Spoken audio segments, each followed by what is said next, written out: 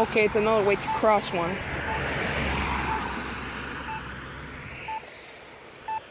Wait to cross.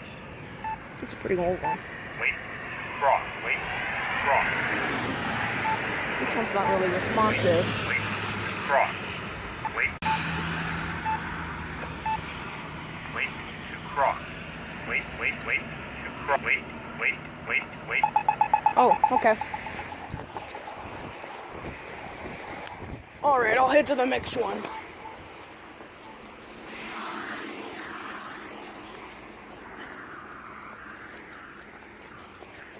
Oh wow, look at that. This one's got a green light with long shade, look at that. Alright, my camera just cut off for some reason, but we're on the other side this time, look. This one's brand new, and I don't understand. This used to have no arrow. They put a new one in here, and this is actually another one that shakes. Okay, let's do this one now. Alright, let's go to this one. I've seen a lot of these old ones now, but this one is definitely, that's an Indicator Corporation one. Wait.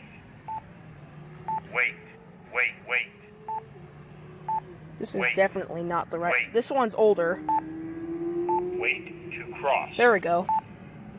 Took a longer time to do it. Wait to cross. Wait to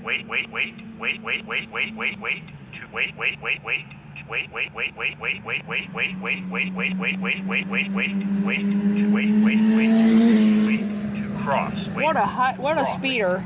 Cross. That guy speeded. Cross. Wait to cross. Oh wow, New York. What the heck? What did he do that for? Just why? I wish he didn't do that because that was really dangerous. Really dangerous.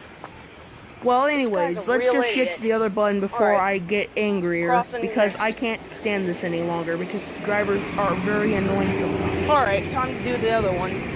Wait. This one actually has a very interesting button right here. You can actually tell by the way it sounds because it actually resembles what I think it is.